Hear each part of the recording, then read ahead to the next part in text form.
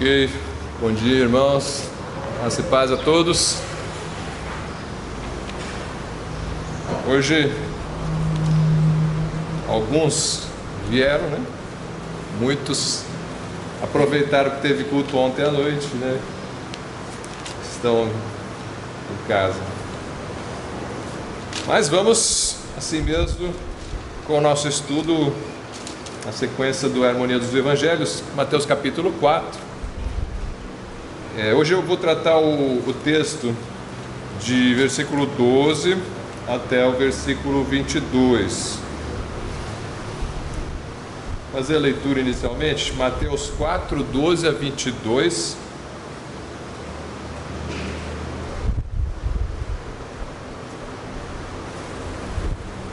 É o chamado dos discípulos aqui para serem pescadores de homens. Mateus 4, 12. Jesus, porém, ouvindo que João estava preso, voltou para a Galiléia e, deixando Nazaré, foi habitar em Cafarnaum, cidade marítima, nos confins de Zebulon e Naftali, para que se cumprisse o que foi dito pelo profeta Isaías, que diz: a terra de Zebulon e a terra de Naftali, junto ao caminho do mar, além do Jordão, a Galiléia das nações. O povo que estava assentado em trevas viu uma grande luz, e aos que estavam assentados na região e sombra da morte, a luz raiou. Desde então começou Jesus a pregar e a dizer: arrependei-vos, porque está próximo o reino dos céus. E Jesus, andando junto ao mar da Galiléia, viu a dois irmãos, Simão, chamado Pedro, e André, seu irmão, que lançavam a rede ao mar, porque eram pescadores. E disse-lhes: vinde após mim, e eu vos farei pescadores de homens. Então eles, deixando logo as redes, seguiram-no. E adiantando-se dali, viu outros dois irmãos, Tiago, filho de Zebedeu, e João, seu irmão, num barco com seu pai Zebedeu, consertando as redes. E chamando-os eles, deixando imediatamente o barco e seu pai, seguiram. Então, temos aqui a narrativa da chamada dos primeiros discípulos, vamos colocar assim. A gente já trabalhou um texto de chamada de discípulos anteriormente a esse. Eu vou comentar esse outro texto daqui a pouco. A gente comentou lá do livro de João. Mas aqui nós temos então, vamos colocar assim, uma rechamada, né? Desses que são dos primeiros discípulos, né? Pedro, André, Tiago e João. A gente tem outros mencionados também em João, né? Mas esses aqui estão no grupo dos primeiros que foram chamados. Bom, vamos tentar recuperar aqui a memória do contexto, né? O pastor ontem pregou usando esse texto aqui, né? Da luz que veio à Galiléia dos gentios, né? O povo que estava em trevas viu uma grande luz. É um texto natalino. Não foi planejado, isso é uma coincidência, vamos colocar assim, né? Que hoje, logo depois da pregação que o pastor fez com esse texto, também acabou caindo no nosso texto que vinha na sequência, esse texto aqui, que é um texto natalino também. Mas eu queria enfatizar já desde o começo aqui o contexto, por que Jesus voltou para a Galiléia, né? No começo do versículo 12 ali ele fala: Jesus, porém, ouvindo que João estava preso, voltou para a Galiléia. O que tem a ver uma coisa com a outra? Eu vi que João Batista aqui, né? João está preso, vou para a Galiléia. Por quê? O que a Galiléia tem a ver com isso, né? Onde é que João foi preso? João foi preso na Judéia, e a Galiléia fica mais ao norte. Então a gente viu que Jesus, após a prisão de João Batista, ele vai para a Galiléia, e era necessário que ele passasse por Samaria no caminho para a Galiléia. O motivo é explicado no João capítulo 4. Você pode deixar marcado aí no Mateus 4 se quiser, Mas lá no João capítulo 4, ele entra nos detalhes aqui de qual seria o motivo dele ter ido para a Galiléia. João 4:1: e quando o Senhor entendeu que os fariseus tinham ouvido que Jesus fazia e batizava mais discípulos do que João, ainda que João mesmo não batizava, mas os seus discípulos, deixou a Judéia e foi outra vez para a Galiléia.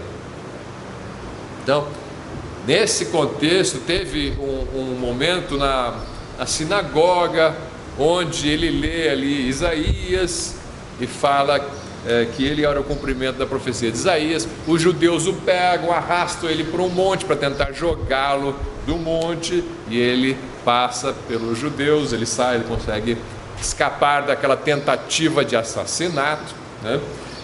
E o contexto então ficou assim: Jesus agora estava sendo perseguido pelos judeus na Judéia, né? E João Batista tinha sido preso, e Jesus estava, os seus discípulos estavam batizando mais do que o próprio João Batista batizava. Ele estava ficando muito popular na Judéia, e os fariseus, os escribas, não estavam gostando disso, e eles já estavam querendo matá-lo, mas não estava na hora ainda de Jesus morrer. Então ele deixa a Judéia e vai para a Galiléia. No plano de Deus ainda não era o momento. Ele deixa Judéia mais ao sul, vai para a Galiléia. Na Galiléia, versículo 4, era-lhe necessário passar por Samaria, caminho para a Galiléia. E aí você tem aquele encontro com a mulher samaritana no poço, né? Aquela conversão, aquele avivamento em Samaria. Depois ele vai seguir viagem para a Galiléia. Ele seguiu sozinho? Não, ele não segue sozinho. Ele segue com discípulos, né? Na história da mulher samaritana, os irmãos lembram, os discípulos viram Jesus conversando com a mulher e estranharam aquilo, né? O versículo 27 do João 4 fala: e nisto vieram os seus discípulos e maravilharam-se de que estivesse falando com uma mulher. Todavia nenhum lhe disse: que perguntas? Ou por que falas com ela? Então os discípulos estavam ali com ele. Quais discípulos? Só para recuperar a história aqui, quais discípulos estavam com Jesus nessa viagem da Judéia até a Galiléia, que passou por Samaria? Você percebe quais são no comecinho do livro de João, quando a gente também já viu esse texto. Você tem em João 1:36, pouco depois do batismo e da tentação de Jesus no deserto, ele vem aqui, está na Judéia, e o versículo 36: e vendo passar a Jesus, disse: eis aqui o Cordeiro de Deus. João Batista, antes de ser preso, falou. E os dois discípulos ouviram-no dizer isso e seguiram Jesus. Então já tinha dois aqui seguindo Jesus. O versículo 37 foi esse, né? Versículo 40: e era André, irmão de Simão Pedro, um dos dois que ouviram aquilo de João e o haviam seguido. Então pelo menos André está aqui. Este achou primeiro a seu irmão Simão e disse-lhe: achamos o Messias, que traduzido quer dizer o Cristo, né? Então você já tem aqui Simão, que é Pedro, né? O Cefas. E você tem no versículo 43: no dia seguinte quis Jesus ir a Galiléia e achou a Filipe e disse-lhe: segue-me. E Filipe era de Betsaida, cidade de André e Pedro. E Filipe achou Natanael. Então você já tem aqui Filipe, Natanael, Pedro, e a gente acha que o outro era João. O André está aqui, né? A gente acha que o outro era João. Não é mencionado o nome dele, né? Mas João costuma não mencionar seu próprio nome no Evangelho, né? Então provavelmente você tem aqui Pedro, André, João, Filipe e Natanael, né? Então 5 pelo menos já estavam com Jesus. Desses 5 você tem aí Pedro, André e João, que aparecem no texto de Mateus, que nós lemos lá já na Galiléia, onde ele vai chamá-los. Mas ele já chamou, eles já estavam seguindo ele. Por que tem que ter um segundo chamado dos discípulos que nós lemos aqui, né? Venha, eu vou fazer de vocês pescadores de homens. Ele não falou isso aqui em João, ele falou lá em Mateus. Então teve dois momentos em que Jesus chama Pedro, André e João. Pelo menos esses três a gente percebe duas vezes Jesus chamando, em ocasiões diferentes. Uma foi ali na Judéia, onde João Batista fala: eis o Cordeiro de Deus, e eles seguem ele. E a outra vez, já na Galiléia, eles estão pescando e Jesus fala: vem, eu vou fazer de vocês pescadores de homens. Tá? Então, são duas chamadas pelo menos distintas aqui para os discípulos. Por que duas chamadas? Né? A gente vai perceber então, eles estão já seguindo Jesus, mas ainda não são pescadores de homens. Jesus vai treiná-los para serem pescadores de homens. Né? Então, temos aí dois chamados pelo menos aí para estes discípulos iniciais. Então, voltando lá no Mateus 4, isso aí não é incomum ter duas chamadas. Jesus fez isso aí com alguns dos seus discípulos. E hoje em dia, as pessoas também, muitas vezes, antes de ingressar num ministério, por exemplo, de tempo integral, elas têm um ingresso parcial anteriormente. Ela vai seguir, ela se converte, ela vai ser um seguidor de Jesus Cristo, e às vezes, mais para frente na vida, ela sente um chamado para um ministério de tempo integral, seja como pastor ou seja como missionário, plantador de igrejas. Então, existem etapas de chamado em que já não é um chamado como estes aqui, face a face com Jesus, né? Pessoalmente, esse é o que a gente chama de apóstolo, né? Quando Jesus face a face chama alguém, nós usamos o termo apóstolo para esses, né? Hoje, como não é face a face, é uma decisão pessoal, onde a pessoa se sentiu chamada, então nós usamos o termo de missionário, né? Ou pastor, né?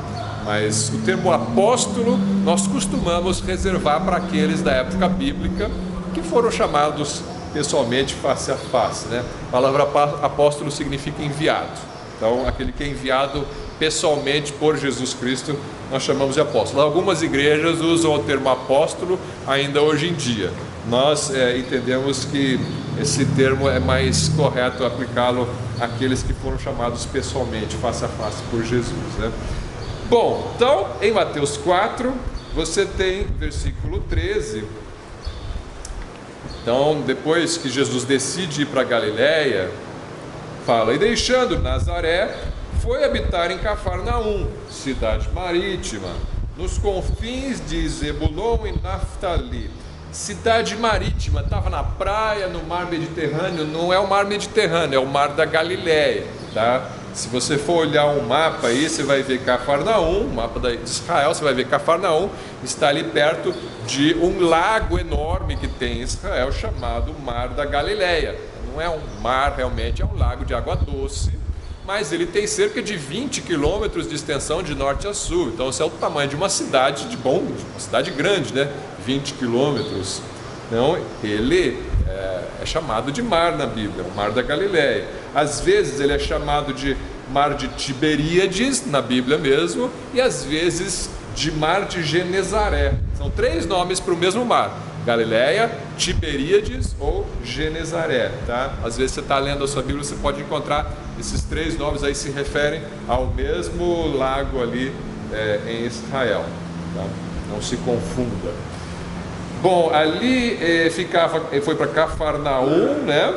Cafarnaum, no versículo 13, nos confins de Zebulon e Naftali. Esse Cafarnaum fica perto de Betsaida e Corazim, e ficava próximo também de uma via, uma rodovia, vamos dizer assim. Não tinha ônibus, não tinha carro, né? Mas eles tinham vias mais rápidas naquela época para os carros deles,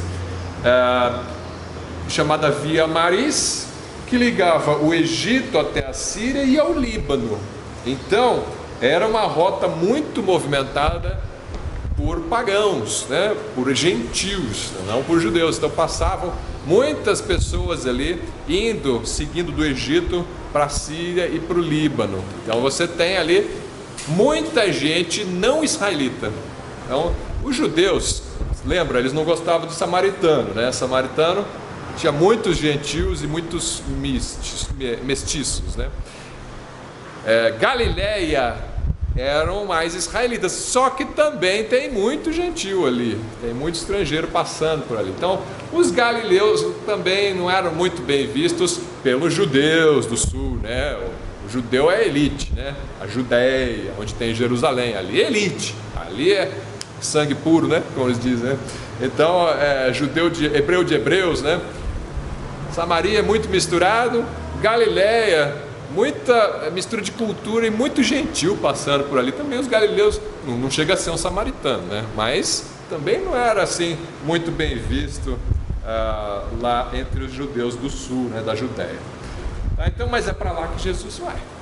Ele vai para Galileia e ele tem ali um propósito, evidentemente, de alcançar, de desenvolver o seu ministério naquela região inicialmente, antes de voltar para a Judéia em outras ocasiões, mas ele vai para essa região da Galileia, versículos 13 então a 16, e deixando Nazaré, né, onde é a cidade onde ele cresceu, né, ele foi habitar em Cafarnaum.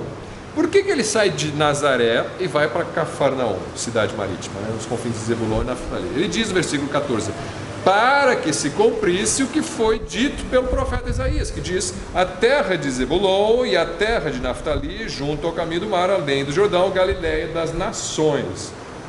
Muitas nações passavam ali, os gentios passavam por ali. Já era conhecida assim, mesmo no Velho Testamento, quando Isaías escreveu, né? Então, ele vai para Zebulon e Naftali para cumprir uma profecia de Isaías. Do jeito que está escrito aqui, parece assim, que Jesus estava lá na Judéia, não, estava lá na Galileia, em Nazaré, e pensou assim, estava lendo Isaías, opa, tem um texto aqui que diz que eu tenho que estar em Zebulon e Naftali, acho que está na hora de eu ir para lá. Então, para cumprir a profecia, eu vou para lá, né? Eu vou lá, já que está escrito, né? Não é bem assim, né? A profecia é uma visão do futuro. Então Jesus foi para lá porque ele tinha um propósito de ir para lá, porque ele queria treinar os seus discípulos pescadores ali, e eles estavam na beira do mar. Mas Isaías, antevendo isso, escreveu. Então Mateus, quando registra esse fato histórico, ele fala: olha, isso aconteceu para que se cumprisse aquela profecia, né? É um cumprimento profético. Mas não quer dizer assim que Jesus foi à toa para lá só porque estava escrito. Não, ele tinha um propósito, né? Ele vai para lá e Deus sabia que ele faria isso, então registrou pelas mãos de Isaías, né? Então ele vai ali, e a profecia que é mencionada aqui, ela está em Isaías capítulo 9. Essa profecia que Mateus está citando aqui está no Isaías capítulo 9, versículos 1 e 2. Vamos ler aqui. Isaías 9, versículo 1: mas a terra que foi angustiada não será entenebrecida.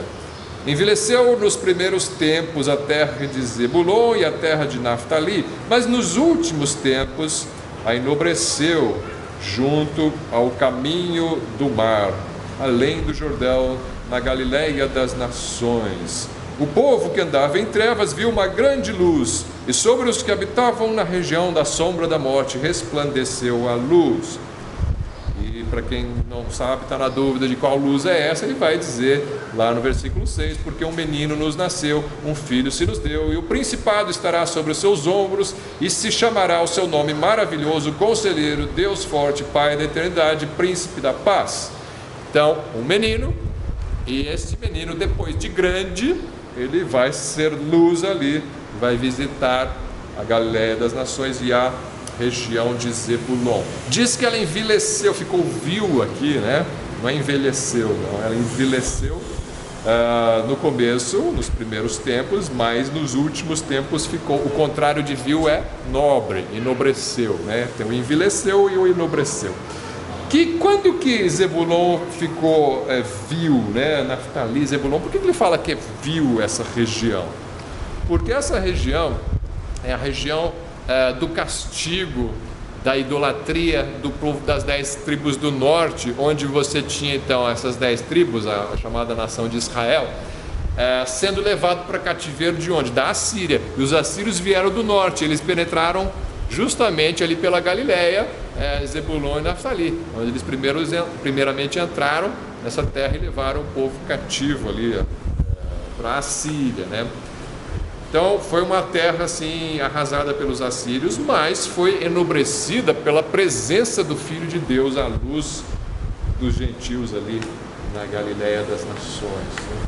Então você tem ali bastante bonito esse texto aqui, poético, sobre o Messias visitando a Galileia. Tá. Essa luz veio aos homens, mas os homens amaram mais as trevas do que a luz, né? Mateus 11, 20 a 24. Ai de ti, Corazim, né? Vamos lá ler o texto. Eu registrei aqui, mas vamos abrir para ler. Mateus 11, 20 a 24. Então Jesus visitou Naftali, Zebulon, a Galileia, né? Cafarnaum, foi ali Betsaida e Corazim, ali perto de Cafarnaum. Betsaida e Corazim também são regiões que Jesus visitou aí nessa época. E Mateus 11, 20, será que foi muito bem recebido o ministério de Jesus lá na Galileia? Porque ele saiu da Judéia porque eles não queriam ele, queriam matar ele, né? Foi para a Galileia, será que ele fez muito sucesso na Galileia? Olha só, versículo 21, ai de ti, Corazim, e ai de ti, Betsaida, justamente essa região onde ele estava. Porque se em Tiro e em Sidom, que são regiões, cidades do exterior, né? Estrangeiras, se em Tiro e em Sidom fossem feitos os prodígios que em vós se fizeram, há muitos que se teriam arrependido com saco e com cinza. Por isso eu vos digo que haverá menos rigor para Tiro e Sidom no dia do juízo do que para vós. E tu, Cafarnaum, que foste erguida até o céu, serás abatido até o inferno. Porque se em Sodoma tivessem sido feitos os prodígios que em ti se operaram, teria ela permanecido até hoje. Eu vos digo, porém, que haverá menos rigor para os de Sodoma no dia do juízo do que para ti. Olha só, é forte, né, o texto. Nós vamos voltar nesse texto aqui mais para frente. Hoje eu não vou comentar, é só levantar esse detalhe. Não foi bem recebida a palavra de Cristo também na Galileia. Ele diz que fiz muitos milagres aí no meio de vocês e vocês não se arrependeram, né? Está comparando com as nações gentílicas que não viram os milagres, que se tivessem visto o que vocês viram, eles teriam se arrependido, né? Então você tem aí uma situação, né, para a gente saber que Jesus foi e não foi bem recebido. Será que foi fracassado o ministério de Jesus na Galileia? Será que ele foi à toa? Não. Ele foi luz para os gentios, né? Diz, Isaías profetizou isso, a luz esteve lá, os homens amaram mais as trevas que a luz, mas houve o fruto, sim, o fruto que permaneceu e que permanece até hoje, que nós estamos aqui por causa disso, né? Mas na época, de fato, se fosse olhar assim, parece que não deu certo, né? A igreja de Cristo ali não cresceu muito, né? Não deu muito certo, mas ela cresce com o tempo, né? Você vai ver então aqui, voltando para o Mateus 4, né, ele falando dessa luz. Luz na Bíblia é coisa boa, né? A gente gosta de um escurinho assim de vez em quando, né? É agradável assim você estar no escuro, é bom para dormir, né? O escuro assim tem o seu papel, mas a Bíblia nunca disse que as trevas eram boas, né? Porque tem uma interpretação simbólica aí, né? Simbolicamente a luz é boa e as trevas representam coisas ruins, né? Por quê? Porque você não enxerga, você não sabe para onde está indo, né? Se você quer estar em movimento, se você tem um alvo na vida, você precisa de luz para iluminar o seu caminho, né? Andar nas trevas, então nesse sentido a escuridão vai ser ruim. Se você quiser sair de um lugar e chegar para o outro, a escuridão, se você não enxerga para onde está indo, vai ser sempre ruim. E é esse o contexto, né? No Gênesis, viu Deus que a luz era boa, né? A primeira coisa que ele cria é a luz. Luz é boa na Bíblia. Lâmpada para os meus pés é a tua palavra, e luz para o meu caminho. Salmo 119, 105. são trevas para o meu caminho, né? Não são sombras porque está quente, né? Não, a comparação é com luz, com lâmpada. Jesus ele falou em João 8,2: eu sou a luz do mundo, não sou a escuridão, não sou as trevas, não sou a sombra, eu sou a luz. Mateus 5,14: vós sois a luz do mundo, nós também somos a luz. A palavra de Deus é luz, Jesus Cristo, que é a palavra encarnada, o verbo encarnado é a luz, e nós que recebemos a palavra, que recebemos Cristo no nosso coração, somos luz. Por quê? Porque o nosso objetivo é fazer a palavra de Deus ser conhecida das pessoas, né? Então, nós somos uma lâmpada que propaga a luz de Cristo, né? Para isso você está aqui, você está no mundo para ser luz, você é luz, né? Às vezes nós não brilhamos como deveríamos, mas estamos aqui como lamparinas, estamos aqui, senão nós seríamos arrebatados no momento em que nós aceitássemos Jesus, né? Já está salvo, você sai do mundo, né? Mas não, Deus nos deixou porque é necessário que o seu povo esteja aqui servindo como luz, não só numa pregação formal na igreja, mas qualquer situação que você passa na vida, qualquer situação de dificuldade, qualquer situação de alegria, qualquer contato com pessoas ímpias, qualquer contato com a igreja, porque tem muita gente na igreja que não está em luz, né? É uma oportunidade de você mostrar luz para as pessoas, e qualquer contato com outras pessoas é uma oportunidade de iluminação, né? Seja pelo falar, seja pelo agir. Então esse é o nosso propósito, e Jesus é essa luz. Isaías 52, versículo 7.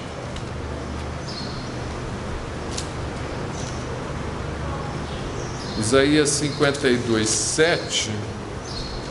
Quão formosos são sobre os montes os pés do que anuncia as boas novas, que faz ouvir a paz, do que anuncia o bem, que faz ouvir a salvação, do que diz a Sião: o teu Deus reina. São bonitos os pés dos evangelistas, dos que anunciam boas notícias, né? Paulo fala em Efésios 6,15: calçai os pés com a preparação do evangelho da paz. Prepare-se para evangelizar. Algumas pessoas fazem isso com mais naturalidade, outros, mas todos têm que se preparar. Alguns têm que se preparar mais. Você não sabe agir, você não sabe como começar uma conversa, você não sabe como continuar uma conversa a respeito de um tópico desses, você é tímido, então talvez você não vá ser um grande evangelista, talvez vá, né? Deus é que sabe, Deus pega os seus e usa aquele que está disposto a ser usado, né? E que tem coragem para isso. Mas precisa de uma preparação, e Cristo vai dar uma preparação para os seus discípulos na Galileia. Por isso ele foi para lá, ele foi até onde eles moravam para chamá-los e dar a preparação de que eles precisavam. Qual era a mensagem de iluminação, né? Somos luz. Então, qual é a luz que vai ser propagada pelas lâmpadas, né? Mateus 4,17, então, voltando para Mateus 4, né? Ele mostra qual é a mensagem. Logo depois de falar, né, da luz que raiou, no versículo 16, ele diz no 17: desde então começou Jesus a pregar e a dizer: arrependei-vos, porque está próximo, o reino dos céus. Arrependei-vos, porque está próximo. A mensagem é bem simples, vocês veem? Não é uma mensagem muito complicada. Nós é que complicamos. É a mesma mensagem que João Batista anunciava, né? Arrependei-vos, porque está próximo o reino dos céus, ou está às portas, né, o reino dos céus. Fala de um arrependimento, né? E arrependimento, a gente já tratou quando falou da mensagem de João Batista, está ligado com mudança de comportamento, né? Mudança de comportamento, mudança das suas ações, né? Quem tem 2 túnicas, dê uma para quem não tem nenhuma, né? Coisas desse tipo, né? Então, ações que revelam aquilo que está no seu coração. E mudança, né? Mudança de atitude, mudança de pensamento, mudança de forma de falar, mudança de forma de agir. Por quê? Porque o reino dos céus chegou. Quem é o reino dos céus? é o Messias entre nós. Então envolve a crença do Messias, a crença no Messias, né? Não adianta você ter boas obras e você não crer em Jesus. Por outro lado, não vamos confundir as coisas e dizer, então qual é necessário para a salvação? O que é a salvação? Você precisa ter duas coisas para ser salvo. Você tem que ter fé em Jesus e boas obras. Não é esta a mensagem do Evangelho, que a fé mais obras salvam. As obras não têm parte na salvação. O que tem parte na salvação é a fé em Jesus Cristo, no que Ele fez na cruz. Então, se é a fé que salva, pela graça sois salvos mediante a fé e não por obras, muito claro em vários textos da Bíblia, então por que nos evangelhos, Mateus, Marcos e Lucas, tem tanta ênfase em obras? E Jesus falando, arrependam-se, e nem todo que diz Senhor, Senhor entrará no reino dos céus, mas aquele que faz a vontade do meu Pai, muitos textos assim, falando de obras e obras e obras, associados com os salvos, né? Se você comparar com o Evangelho de João, o Evangelho de João fala mais em crer no que Cristo é e no que Cristo fez, e os outros três Evangelhos falam muito de obras. Não que João não fale, mas a ênfase de João, você pode ler João, você vai ver sempre acreditar, crer. Nascer de novo, né? João 3, né? Jesus explicando para Nicodemo, você tem que crer, você tem que nascer de novo, senão você não entra no reino dos céus. ênfase do Evangelho de João muito no crer. ênfase nos outros evangelhos que a gente chama de sinópticos, muito no seguir Jesus Cristo, né? Então, mas nós nunca vamos dizer que as nossas obras compram um lugar no céu. Isso é completamente errado, completamente antibíblico, né? Você não pode dizer, como dizem outras religiões, que a salvação é pela fé e pelas obras. Por quê? Porque se for pelas obras não é pela graça. Não existe pelas obras e pela graça. Há um pouco de graça e um pouco de obras, porque aí não é graça. Você poderia dizer que você baixou o preço, mas você ainda tem que estar pagando alguma coisa. Então, não podemos confundir o Evangelho da graça com uma salvação por obras, tá? Então, para você entender isso, você tem que entender que as obras são uma manifestação da fé. São uma consequência da fé, mas o que salva é a fé. A ênfase nas obras é para que ninguém se engane, é para que ninguém se pressuponha salvo sem ter nenhuma manifestação. Você não dá nenhum fruto, você não dá nenhuma evidência de que você é salvo, você continua amando as coisas do mundo, né? E não as coisas de Deus. Então não é para você ficar confortável com isso, se achando salvo. Você deveria fazer essa autoavaliação, porque os salvos, transformados por Jesus, nascidos de novo, são nova criatura. Então não dá para desassociar uma coisa da outra, só que então você não vai separar boas obras dos salvos, porque os salvos têm boas obras, mas eles não são salvos por causa das boas obras. Eles têm boas obras porque são salvos. A ordem é importante, você entende? Eu vou repetir. Você não é salvo porque tem boas obras. Você tem boas obras porque é salvo. Agora, se você diz que é salvo, mas não tem boas obras, então é de se questionar se você é salvo. A lógica é mais ou menos assim. Eu espero que tenha ficado claro.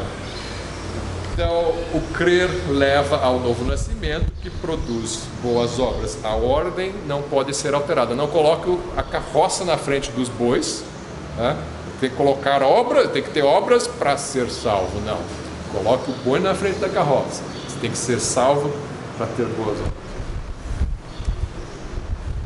Arrependimento, que ele menciona, arrependei-vos porque é chegado o reino dos céus, começa com a mudança da mente sobre Jesus. 2 Timóteo 2, 2 Timóteo 2, 24 a 26. 2 Timóteo 2, 24 a 26. E ao servo do Senhor não convém contender, mas sim ser manso para com todos, apto para ensinar, sofredor, instruindo com mansidão. Ele repete a palavra manso aqui, cuidado, os que resistem, a ver se porventura Deus lhes dará arrependimento para conhecerem a verdade. A palavra arrependimento aqui, mesmo que Jesus usou ali, arrependimento. Arrependimento para conhecerem a verdade e tornarem a despertar, desprendendo-se dos laços do diabo em que a vontade dele estão presos. A gente quer convencer à força, ele diz: calma, acalme-se, seja manso e mostre a luz para ele, e se Deus quiser, ele vai se converter. Deus vai dar arrependimento. Você vê que o arrependimento é uma dádiva. Você não produz arrependimento na outra pessoa, e a pessoa não produz arrependimento em si mesma. O arrependimento é uma dádiva de Deus, é uma graça de Deus. Ela se arrepender. A salvação pertence ao Senhor. Nosso papel dentro do plano de Deus, é um processo de evangelismo para alcançar a pessoa. Mas quem salva é o milagre de Deus, dando arrependimento, se porventura Deus lhe der. Você vê como ele coloca a responsabilidade nas mãos de Deus para a salvação? A responsabilidade é sua de evangelizar, a responsabilidade é Deus de salvar, se Ele quiser. Então ele salva, ele produz o arrependimento no coração da pessoa, e aí ela conhece a verdade, conhecer de fato, não só de ouvir falar, mas de crer, né? De perceber essa verdade para a sua própria vida. E elas vão despertar e vão se desprender dos laços do diabo. O incrédulo está amarrado pelo diabo. Ele não é nascido livre, ele é nascido escravo. Lutero escreveu muito sobre isso, o livro dele, Nascido Escravo, ou A Escravidão da Vontade. Então, ele é nascido escravo, ele precisa de Deus para dar este arrependimento e libertá-lo para que ele seja salvo, né? Então, é assim, o arrependimento então tem essa mudança de mente a respeito de Jesus Cristo. Então, começa com isso e ele continua com a mudança de obras depois, né? Bom, voltando a Mateus 4, versículos 18 a 20, nós temos a chamada aqui a chamada de Pedro e de André, versículo 18. E Jesus, andando junto ao mar da Galileia, viu a dois irmãos, Simão, chamado Pedro, e André, seu irmão, que lançavam a rede ao mar, porque eram pescadores. Assim, parece que ele não conhece esses dois, né? Não, olha lá, dois pescadores, quem será que são? Vem aqui! Não, ele conhece. A impressão é que ele não conhece eles, mas já conhecia lá antes de irem para Galiléia, ele já estava lá, já seguiram com ele no caminho por Samaria, já viram a mulher samaritana ali. Só que aqui está mencionando dois irmãos, que é a primeira vez que eles aparecem aqui no livro de Mateus. Então, Mateus não escreveu essas outras coisas, foi João que escreveu. Por isso que é importante você ler os evangelhos juntos, né, para entender a história por completo. Bom, chamou aí, né? Viu Pedro e André, dois irmãos, Simão, chamado Pedro e André, lançando redes ao mar, porque eram pescadores. E disse-lhes: vinde após mim, e eu vos farei pescadores de homens. Então eles, deixando logo as redes, seguiram-no. Depois você tem os outros irmãos. E adiantando-se dali, viu outros dois irmãos, Tiago, filho de Zebedeu, e João, seu irmão, num barco com seu pai Zebedeu, consertando as redes. Tiago não havia sido mencionado antes. João talvez estivesse lá na Judéia, junto com João Batista, foi um daqueles primeiros que seguiram Jesus. O nome de João não está mencionado ali, talvez ele fosse o quinto ali, discípulo daquela passagem de João capítulo 1, né? Mas aqui temos então 4 sendo chamados. Pelo menos 2 a gente tem certeza ali de que foram chamados pela segunda vez, né? Uma rechamada aí de Pedro e André. Então aqui eles abandonam o quê? A profissão deles, a família deles, para seguir o ministério de tempo integral. Saltaram aí as cegas para seguir a luz, né? Antes eles estavam seguindo Jesus, queriam conhecer, olha, quem é esse mestre aí da Judéia? Então, mas eles voltam para Galiléia, eles vão pescar, voltam para a família, e Jesus vai para Galiléia para chamar eles para tempo integral. Agora eu quero que vocês me sigam para ser pescadores de homens, né? Então isso é importante a gente perceber nessa passagem, né? Estão sendo chamados ou rechamados aqui, né? para serem pescadores de homens. Versículo 19 diz então, diz-lhes: vinde após mim e eu vos farei pescadores de homens. O cristianismo é proselitista. Palavra comprida ou palavra difícil, proselitista, né? Que faz prosélitos. Ele é proselitista, ele tenta fazer discípulos. Nós não ficamos aqui dentro da igreja cultuando a Deus ou na nossa família. A gente sai para pescar gente e trazer mais para o reino de Deus e salvar mais pessoas. Nós temos essa intenção, nós temos essa missão. Nós somos antipáticos aos olhos do mundo por causa disso, porque vocês ficam tentando converter a gente, né? As pessoas não gostam disso. Então eles até falam: olha, você não pode ser proselitista, né? Não pode fazer proselitismo. Na Europa, em certos países onde isso é um problema. Outros países, no mundo muçulmano, não vou nem falar, né? Mas mesmo na Europa, você não deve ser proselitista. Se for proselitista num país como a França, por exemplo, você pode ter problemas. Eles são um Estado, não é só laico, ele quer que os cristãos não se manifestem. Você não pode ter manifestações públicas da sua fé, seja ela uma fé cristã ou muçulmana ou outra. Eles não gostam de manifestações na rua, assim, na praça. Não, você não deve. Por quê? Porque isso é proselitismo.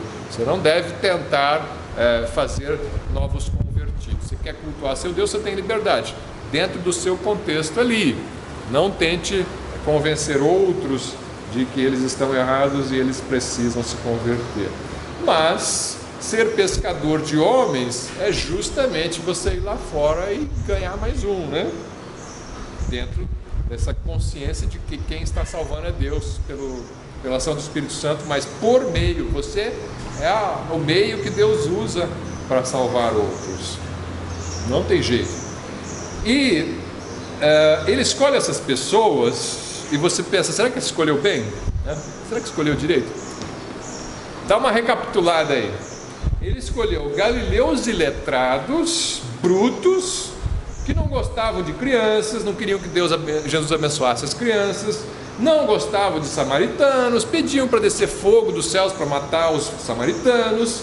Eles disputavam para ver quem ia ter a melhor posição no reino de Deus. Eles foram covardes e abandonaram Jesus na hora do aperto. Eles eram homens de pequena fé. Eles dormiam nas vigílias de oração, né? Então, negavam a Cristo. Então, eles eram homens cheios de defeitos, gente como a gente, né? Nada mudou.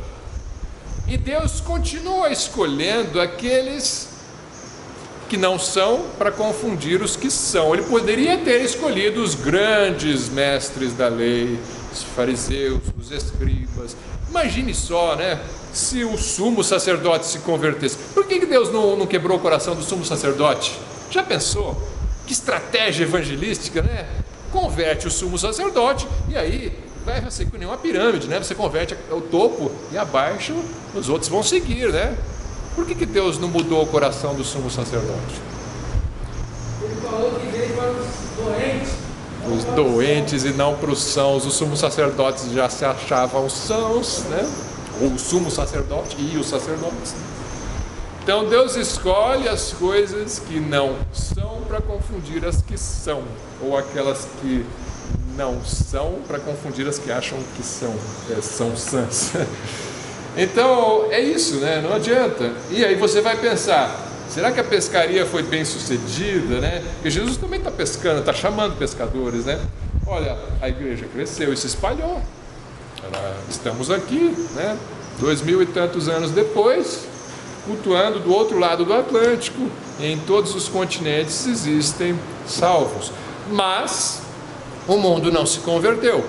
Mas os discípulos não conseguiram converter nem a nação de Israel. Então você não precisa se desanimar: eu não vou então me envolver com o evangelismo porque eu acho que não está dando certo. Não está dando certo. Deus está salvando os seus. Ele está pescando os seus peixes. Ele está chamando as suas ovelhas. Os seus escolhidos estão sendo salvos. Mas o mundo como um todo, a nação como um todo, né? Você colocar, eu vi já mais de uma vez as pessoas falando assim: olha, se cada crente ganhar uma pessoa por mês para Jesus, e essa pessoa ganhar uma outra por mês, e outra por mês, e for fazendo assim, e todo mundo ganhar uma por mês, não é muita coisa, só uma por mês. Então, em 2 anos você ganha o Brasil inteiro. Faz a conta, uma conta matemática, assim, é crescimento exponencial. Você ganha, não demora muito. Então, o que acontece? Acontece que a gente não consegue ganhar um por mês. Mesmo os que tentam não conseguem, e a maioria não tenta. Também tem a nossa falha, sim. Mas é um ponto de vista humano. Do ponto de vista de Deus, Deus está chamando os seus. Ele vai pedir contas de nós. Por que nós não participamos dessa colheita? Sim, dessa semeadura e colheita. Alguns vão estar semeando, outros vão estar colhendo. Nem todos colhem. E até por isso também essa regrinha matemática não funciona, porque você pode sair lançando a semente e ninguém é ceifado, né? Você não vê, você não colhe ninguém, mas de repente passa um outro e colhe 10, só que ele está colhendo onde o outro semeou, né? Então isso acontece no plano de Deus. Uns estão semeando e alguns vão lá e ceifam, né? Eles têm o dom para isso, eles têm a missão para isso, Deus tem a sua maneira de se portar. Mas nunca você deve usar essas coisas para desanimar o seu evangelismo ou dar uma desculpa de não evangelizar, né? Você deve participar como um pescador de homens. A pescaria é bem sucedida. Uma observação aqui, parênteses, sobre essa passagem, quando Jesus chama os pescadores de homens, né? Algumas pessoas de uma linha teológica que eu já tratei aqui, que fala sobre as 2 casas de Israel. Lembra, tem a tribo do sul, as 2 tribos do sul e as 10 tribos do norte, tá? Então você tem ali os judeus e os israelitas ou efraimitas, e as 10 tribos do norte se espalharam pelo mundo, né? E se misturaram com os gentios. E isso é correto, isso é bíblico. Eles vão voltar um dia e formar uma só nação. Dentro dessa linha das 2 casas de Israel, existe um grupo, tem várias formas de pensamento nessa linha, né? Existe um grupo que pensa assim: pescar homens aqui significa buscar os membros dessas 10 tribos perdidas de Israel entre as nações, de forma que só seriam salvos pessoas que pertencem à linhagem dessas 10 tribos que estão espalhadas pelo mundo, porque elas se misturaram. Então, se você tem uma gota de sangue israelita no seu corpo, então você é um desses peixes e você vai ser alcançado. Tem gente que ensina isso, tá? Não é a maneira como eu penso, não creio nisso. Eu creio que o evangelho é para as 10 tribos e para toda tribo, raça, língua e nação, né? Vai ter gente salva sendo pescada de todas as povos, tribos, línguas e nações. Mas tem também essas 10 tribos espalhadas, e elas vão ser resgatadas e vão formar uma nação com os judeus no futuro. Só que não se confunda, não é só judeu, não é só israelita que vai ser salvo, tá? Eles acham isso mesmo. Você tem uma gota de sangue ali, então você é um eleito. Eleito por quê? Porque Deus colocou a gota de sangue israelita em você, e aí você vai ser salvo, você vai ser alcançado pelo evangelho. Você é esses peixes aí que vão ser buscados. Então, comunicando isso para os irmãos, só para os irmãos conhecerem que tem gente que ensina assim, mas não vejo a base bíblica para isso. Nós vamos pescar e Deus vai dar dos seus escolhidos. Na igreja não existe judeu ou gentil, existe o povo de Deus. Dos 2 povos ele fez um só. A nação de Israel vai sim se reconstruir no fim dos tempos. As 12 tribos serão unidas, unificadas, essas tribos perdidas voltarão. Mas salvação é para todos os povos. Bom, eu vou encerrar por aqui, por causa do tempo. Recomendo os irmãos lerem Lucas capítulo 5, versículos 1 a 11, fala da chamada desses discípulos, dando mais detalhes da pesca maravilhosa que acontece, que aqui não está no livro de Mateus, a pesca maravilhosa, que eles puxam a rede e aí vem um monte de peixes, né? Pesquei a noite inteira, não peguei nenhum peixe, mas Jesus fala, vai, lança a rede. E eles pegam e vem a rede arrebentando de tanto peixe, né?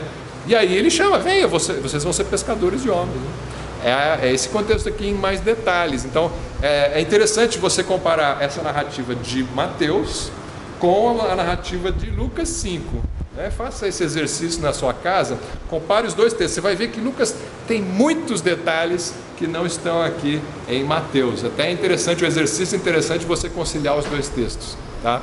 Mas... Sim. Sim. Certo. Dá para entender isso aí? Então, excelente pergunta. Qual é o maior rigor aqui, né? Tá fora do contexto da chamada aqui dos discípulos, mas é importante a gente... Eu vou tratar com mais detalhes isso quando a gente falar daquele texto, mas só adiantando, é uma dúvida que a gente não sabe responder muito bem. Por quê? Porque a gente sabe pela Bíblia que existe diferença de punição para as pessoas no juízo final.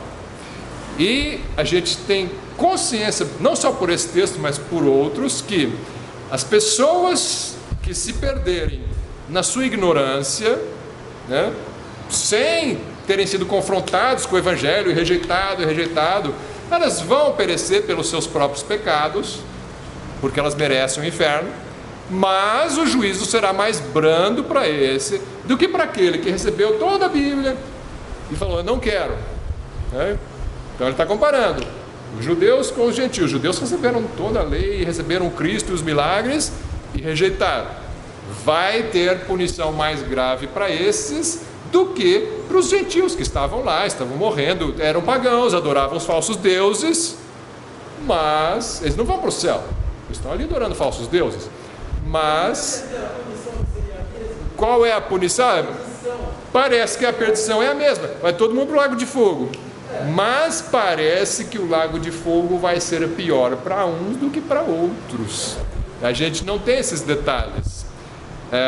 Na tradição existe muita tentativa de explicação de níveis do inferno, né? O inferno, nível mais baixo é pior, depois mais alto. Isso são tradições. A Bíblia não nos dá esses detalhes, mas ela deixa bem claro que para uns vai ser mais rigoroso do que para outros, né? Que Deus vai fazer uma distinção entre os que rejeitaram conscientemente, tendo recebido toda a revelação, e outros que estão caminhando para a perdição em sua ignorância, estão indo para o inferno, né? Não tenho como responder para o irmão, desculpe, mas eu sei que tem diferença. Eu sei que tem diferença, porque a Bíblia diz que tem uma diferença, que Deus vai fazer justiça dessa forma. Também, o céu é diferente também, né? Entre os mais fiéis e os menos fiéis. Se fosse fiel no pouco, sobre o muito te colocarei, né? E aí o muito ali tem graduações nas parábolas, né? Então tem também no reino de Deus e no lago de fogo também, né? Mas são pensamentos que enchem a nossa mente, né? A gente pensa nessas coisas, mas resposta mesmo eu não consigo, tá? Vamos orar? Senhor Deus, te agradeço por essa manhã, porque a palavra de Deus nos instrui, nos desafia e estimula o nosso pensamento a nos aproximarmos das coisas do Senhor, nos desligarmos por um tempo das coisas do mundo, das coisas da vida, dos nossos problemas e nos concentrarmos naquilo que é mais importante, na nossa santificação, no resgate de almas perdidas e na importância de pensarmos em como será o futuro daqueles que se perdem e o futuro daqueles que se salvam, Deus.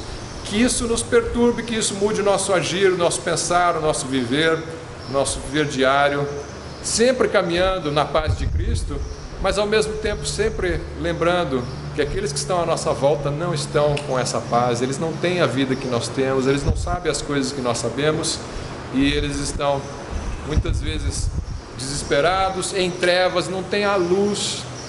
Então que o Senhor nos use para iluminar aqueles que estão ao nosso redor e o Senhor possa salvar almas por nosso meio. Em nome de Jesus, amém.